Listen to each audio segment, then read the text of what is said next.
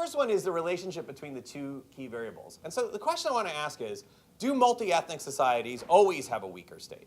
Right? These are presented as two sort of separate variables, but are they tapping into something that's similar?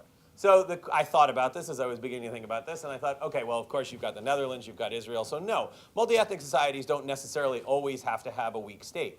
So then I said, okay, so is there something about multi-ethnic societies at a certain level of development that means they always have a weaker state? Or do multi-ethnic societies at certain points in a sort of post-regime collapse in a post-communist context always have a weaker state, right? So when you're dealing with these big picture concepts, such as divided, multi-ethnic societies or a strong versus a weak state, what's nice is they're powerful, powerful ideas, right? And again, one of the beauties of this book is its simplicity of the argument. And they're powerful ideas, but then the question gets in the devil of the details. So that's the question I want to ask. Are these two separate processes? Or are we somehow conflating something a little bit here? That when you have transitions in multi-ethnic societies, by definition, it's harder to have a state with consolidated power that's stable, that's not in a civil war context, that's not in other contexts. So I would like to hear a little bit more about that, and I'd like to think a little bit more about that, because if we're going to frame it as a 2x2, is it really a 2x2? One level, pluralism by default, if the voters are more likely to matter if the authoritarian institutions are weak, because it's harder to steal elections, so that kind of brings an opening for voters. So in that sense, and I think, so in that sense, I think it's sort of, pluralism by default is basically whether the state can actually suppress voter intent or not. And I'm certainly not saying that necessarily in case of pluralism by default that the voters behave any differently than they do in other societies. It's just that the weakness of the authoritarian regime provides an opening for them. And in terms of regime type, this is a very important question. I try to make this clear in the book. This is actually not a regime type in the sense, but it's more the explanation for certain regime types. So in other words, and I think actually democracy with asterisks is a great way of thinking about it. These are oftentimes real democracies. I mean, truly democracy in a substantive way. By any kind of definition, there's very few civil liberties violations. There's free and fair media. There's free and fair elections. Turnover. I mean, these are real democracies. But just as you said, I think you're absolutely right. It's important to understand what's behind that. What's behind the screen? It's actually very important that because these are products of weakness rather than these strong democratic institutions, they're likely to have very different dynamics. And I think it is very important to put all these asterisks. In terms of whether or not it travels, I actually think it does. I actually have, basically, I didn't have enough room, but there's a whole paragraph on Africa. If you look at the African cases, there are a very large number, of cases, Benin, Mali, cases that were highly democratic. But if you look more closely, it's more because the state is simply too weak to impose authoritarian rule and crack down on opposition than the sort of any kind of dynamic civil society or long tradition of powerful democratic institutions. And I think that's it's very important. So I think it does travel. But yeah, I'll end it at that. All right. Josh, yesterday with Megan, you were grilled a bit on your use of the word ethnic on the Twitter project. And my sense is that you fell in the trap again, particularly facing a Ukrainian studies audience when you're talking about multi-ethnic societies and having in mind specifically the Ukrainian case, where clearly the pluralism by default is not about Ukraine as a multi-ethnic society. That is, it's not about a Ukrainian part of the country and a Russian part of the country, the default. It's certainly, in Lucan's argument, plural. So there's identity in a much larger sense that at least up to Maidan, and that's been borne out by repeated survey evidence, that you had these broad, let's say, identity orientations vis-a-vis Russia that were not actually matching ethnic identity. So the so-called, being a Russophile, quote unquote, didn't mean that you were Russian, and still doesn't. And so the argument is really about plural identities, but not in a sense ethnic identities Now, the larger comparative argument, you said, well, but it is an identity. it's not ethnic. Okay, fine. It's not, and we discovered in the last year and a half that the identity has been reconfigured in a very powerful way, in a nationality sense, but not linked to language, Okay, clearly. that's fine. But I mean, Yeah. but we're not talking about political polarization. We're not talking about a left right. Oh. Do we have, yeah, keep the microphones, so we have three microphones. Yeah. I was trying to hog it all myself. But it's a very different, it's a different argument than saying it's a polarized society politically. We're not talking about a left wing versus a right wing. We're talking about an identity based. All right, so pause. But be careful with the word ethnic, because in the Ukraine case, and it happens to be your test case in the book, this is the case, right? It's, well, it happens to register as the most plural, right? And it's the largest case and so forth. This is the test case. It happens not to be ethnic. Not, obviously, we're self-declared Russians, still are, in Ukraine, Donbass and Crimea, up to Maidan, and, but that's not what he's talking about. Like, he's talking about a country, like a state basically, whenever it's so-called captured by a group from one of the other two large identity orientations, unable really to exercise state power on the turf of the other group. That's the default argument that. So what's the word that you prefer? Well, What kind of what's the adjective before identity? Well, plural. I mean, that's No, the but if you're concept going that to he's talk, I using. mean, you're saying don't call Russophile versus Ukrainophile or whatever you want to call it ethnic identities. What do you want to call it? Well, they're plural identities, meaning that you have more than one major identity here that has political meaning in Ukraine. Right, but Lucan's story is that there's two identities. Yeah, but they're not ethnically based. Okay, so what do you want to say they're based on? Are these geopolitical identities? Like, what do you want to call these identities? What's the correct term to use so that I don't get the term wrong again? Clearly, the defining factor up to Maidan was a certain orientation vis-à-vis Russia. Not in a sense that we are Russians, we want to be with Russia, because we understand what it means now in practice since 2014, but a certain orientation vis-à-vis Russia and vis-à-vis the status of the Russian language. Clearly, it had electoral and political potency. I would It's say not ethnic. It's not ethnic. So then, Lucan, does that? I would say geopolitical kind of I think is one way of thinking about it, right? It's about where you place Ukraine. I don't know that there's a single adjective, but where Ukraine is in the world, right? Is it like in the Russian sphere of is it Russian civilization or is it European civilization? So, I'm not sure. So would your argument apply to a society that we would call ethnically homogeneous, but where there were, I mean, because at this point we begin to start, the definition's starting to get a little bit looser, right? Could Poland ever Well, ever it's have? an empirical question. It's in certain societies, like take Bangladesh, which I'm sure all of you know about. That is an ethnically homogeneous society, but which actually is oddly very much like Ukraine, because there is a strong component of the population which identifies strongly with Pakistan. There's another part of the population that identifies strongly with India. That division is quite real. It's evident in a number of different spheres, but it's not ethnic. So Bangladesh proves my case.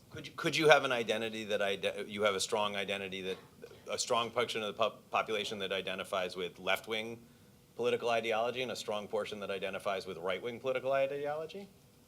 Well, how far are we going to stretch? How far can we Come stretch? on, you're familiar with the consociational model. I mean, these were not ethnic identities, but it was very, very powerful, but in this case, non-territorially based, but plural identities that had formidable electoral and political potency over generations. Right. I'm just trying to say. We're talking about broader identities. But this is a variable. It's supposed to segregate different countries into different classifications. There are countries that have these strong multiple identities, and there's some that don't. And if we make the definition of identity completely broad like this, then we're going to get to every country being in that category. Well, not every country is strongly divided along their conception of the national idea, right? That's the question.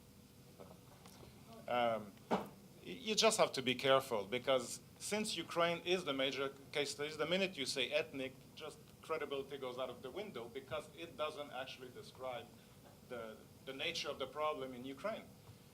But it doesn't mean that Ukraine is incomparable. It is comparable to plural, and in some cases multi-ethnic societies It is, but we have to use the right, again, concept, which I think plural identities here with, you would add in your case, territorially concentrated, territorially based. But my first question to you, Lucan, this has been a decade-long project. You've presented actually a much preliminary version of this idea, I don't know, Daniel's seminar 2006, I believe, and you have a piece, an article that came out 12 years ago called Pluralism by Default. So it's a very fertile and inspiring argument you're having. But I've asked you that before. Your argument is that it's not about civil society. So it's not about bottom-up pressure. It's not about external pressure, although the external pressure, it doesn't quite fit the model. There's something internal happening, is whether a state is strong enough to be authoritarian, in a sense, to stay authoritarian. And then you have all kinds of criteria to show that if we have evidence that basically the state is dysfunctional, is unable to control defections of elites, or the police don't want to follow orders. So Kravchuk wanted to shut down parliament, inspired by what Yeltsin did 3 months earlier in '93, but basically the police or the army said, no way, we're not doing that. This is not Russia here. We don't want to do that. But you can only know that ex post facto. It's only because the state has been unable to, or state officials have been unable to, that you say, well, it's because they're weak. They're kind of almost inherently weak, or maybe, and that's my question to you, maybe they were in critical moments unable to because they reach a breaking point due to exogenous pressure, either bottom up or external pressure. But you keep coming back to, no, they were kind of almost, I wouldn't say primordially, but organizationally weak. But you can only know that at the end, retrospectively, when you tell your story. No. You know beforehand whether they're wage arrears. You know beforehand whether there's rebellions by local officials. You know beforehand whether they're able to carry out basic,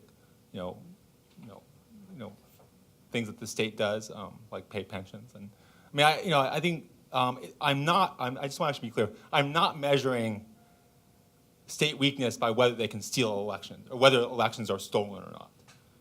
The question is, first of all, I actually outline at the end of this, what are the observable implications of my argument to be the true? Because obviously, elections aren't stolen for a large number of reasons. Among them, that the democratic institutions are strong, you have a strong rule of law. They're not stolen in the United States, not because the US state is weak, but it's because we know we have strong institutions. To show my argument, it's incredibly demanding, data-wise, because these are things that are hard to find out. I have to show that they tried to, but they failed. I have to have empirical evidence. And for a number of cases, I'm able to, right? And so that's what, that is the evidence. It's not simply, it's not tautological in that sense. And furthermore, for weakness, there are a number of ex ante, ways of seeing whether a party is weak. Do they come to power with no party or with a party? That's pretty easy to code, right? So I think your question is a very important one, but I think I'm pretty careful to avoid it. So was the Yanukovych regime weak in 2014 because it actually fell apart, as we all know now, in late February? Was it, or did it reach a breaking point because of actually unforeseen pressure, Right. unforeseen events that the regime was unable to withstand? I think absolutely not. I mean, Yanukovych's state was quite strong, so that per se is not a good explanation. And that's where my other variable, identity divisions, are important because they explain the size of the protest, which I think was more important in this case than state weakness per se. In other cases, such as Ukraine under Kravchuk, where the state was much weaker, much underfunded, or Georgia under Shevardnadze, there I think the argument's much stronger that it was a weak state. I mean, so I think I'm certainly not saying in all cases where they don't repress protests that's a function of state weakness. I mean, only in cases where you can see the causal mechanisms. So what you're saying is that in 2014, it was basically a matter of civil society. That's not civil Fueled by society. the national, it's not civil society. It's not civil society. What do we mean by civil society? Civil society, we typically mean organizations outside the state. It doesn't mean, civil society should never be conflated with protest. You can have protests in all, talk about African cases, I'll give you Cameroon. 1991, ghost town. Cameroon was universally considered to have a weak civil society. In 1991, suddenly you had this massive protest in which they basically took over most of the cities with no pre-existing civil society. That wasn't civil society, and protest is not. Civil society are stable organizations that are able to hold the state into account. And in that sense, I think it's important to be clear about this. We oftentimes sort of conflate, we see people on the street, that must be civil society. Well, no, people can come on the street spontaneously, or for reasons that completely have nothing to do with the organization of non-governmental organizations. But then can they create civil society? Let me be closer to the mic. Can mass protests actually be an incubator of civil society? We'll find out. But we actually have organizations that are forming in the middle of mass protest. Why shouldn't be called actually a kind of a non-state? In other words, civil society kind of pressure on your authoritarian state. Well, to ask Megan, see what she thinks of it. We discussed this before. I mean, maybe, but maybe not. I think in the Orange Revolution, that's what everybody was saying. This is the new civil society, para, yellow para, black para, pink para, purple para, whatever. That was going to be new civil society. That didn't pan out. Doesn't mean it won't pan out this time, but I think that's a question. But So just one point on that. It is worth asking as we would sort of go through the ritualistic. We were talking yesterday, wherever Thane is, about the arguments that are made about how everything is different because of these social media-fueled revolutions. But one thing that social media organized protests do is they leave behind digital networks. And one of the biggest questions that's going to be, and this is what the conversation we were having yesterday between the sessions, is whether those networks are able to be reactivated. And whether those networks give way to something that we think of as looking like civil society organizations as more traditionally construed. I've talked to people at Occupy Wall Street, and there's this huge thing in the United States. Oh, what happened to Occupy Wall Street? It disappeared. And she said, no, we haven't disappeared. We have a mailing list with 500,000 people on it, and we're around and we're doing things right now. We're just not out in the streets protesting. So it's a great research question. But for all the things that weak ties are disparaged for not forming the types of organizations that are necessary to lead to change, it will be very interesting to see if digitized weak ties actually have some sort of staying power above and beyond what we normally think about weak ties. Both of you, when one hears something like this, one thinks of the underlying variables that should be studied and might not be there. I haven't read the book, of course, I can't say. But we have two big regions in the world that are more authoritarian than others in relation to economic development. It's the former Soviet Union and it's the Middle East. Both these regions have benefited greatly in the last decade from the commodity boom and rents. So that's the first question that you look at. Is this a temporary phenomenon based on the commodity boom? Can you, or how does it fit into your argument? The other, what Megan touched upon here before, that's so to say, the state as a black box, also what Dominic discussed. What we are dealing with is very much the secret police. Secret police that runs the states. And these are done in different ways. If we take Ukraine, it was very striking during the Orange Revolution that different police forces took different attitudes, and nobody really knew whom they could rely upon. Yanukovych had certain police forces, and Kuchma had more. Kuchma refused to use his, and they told Yanukovych, if you want to shoot on the people, it's your responsibility, not mine. And Yanukovych did not do it. Kuchma claims that Putin was very upset about him for this. In Russia, the whole system seems to be much more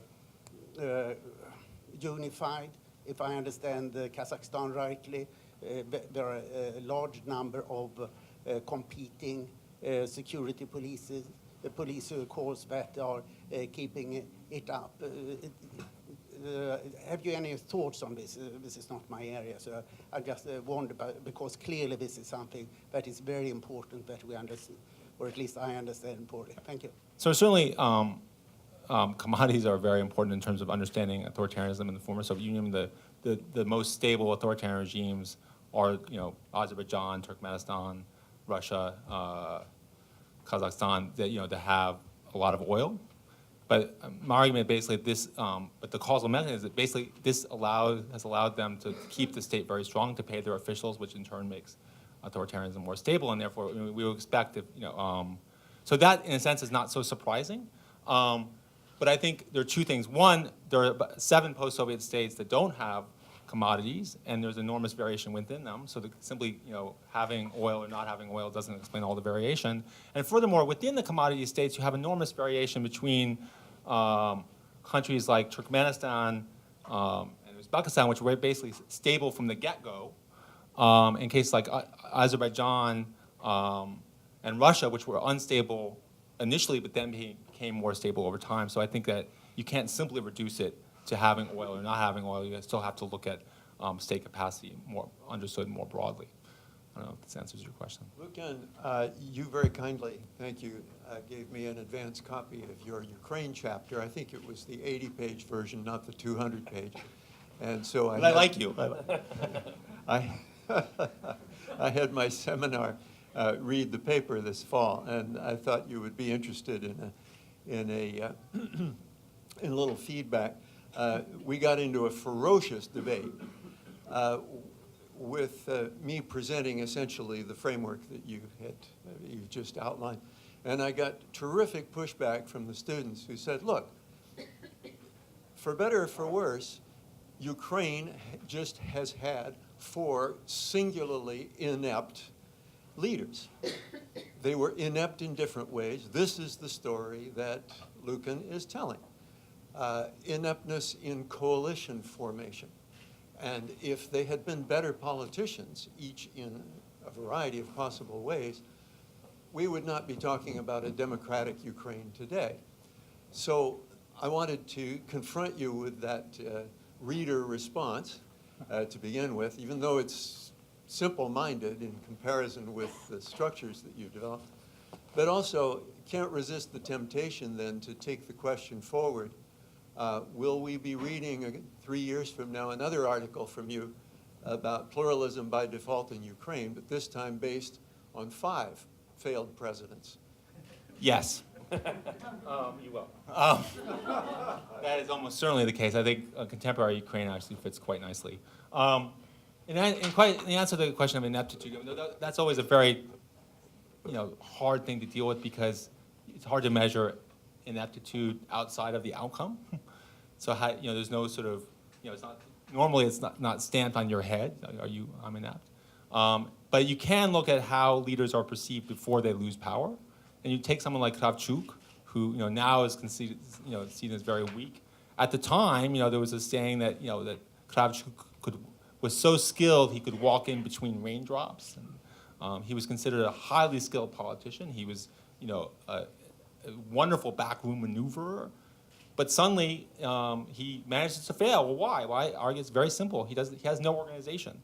He rose up in the Communist Party. He decided that in order to keep power, he had to jettison the Communist Party, so he destroyed the Communist Party. But he suffered the result. He had no organization to sort of organize parliamentary support, no organization to help him manage elections, and so he suffered. But it wasn't ineptitude. I mean, he was broadly considered very skilled. The same with Luchinsky in Moldova, who lost power after one term. I mean, he's universally considered very skilled. Kuchma, I think everybody considered Kuchma a master. So I'm uncomfortable with that as a variable. About today, I think actually it works very well. This state is very weak, and and very isolated. And I think that basically, I really doubt whether it has the capacity to steal elections in this context. I mean, I think that because the coercive apparatus is so weak, I think that, and also the party, is basically, incredibly weak and new, and so I think that really probably does explain a lot of pluralism. Lucan, I don't want to belabor the point, but this is the exercise here. It's a give and take, right? The story you just told about Kuchma, he may not have been inept, but he certainly made very bad strategic choices. We know that in retrospect, right? That's when you said, well, he destroyed the Communist Party. In other words, he was not a victim of objective state weak capacity. Entirely. Okay. Entirely, because you're telling us it has a lot to do with the fact that their leaders are making bad choices. If they're making bad choices, maybe it's because the regime, then we can say, was not very strong. They were not within a context of relative state strength or relative state weakness. Okay, but there's agency in the picture. There certainly is agency, and actually, I don't make a very strong structural case, and I do think that contingency matters a lot. You should give me some credit, man. This is my first book where agency matters. I want some love for that, man.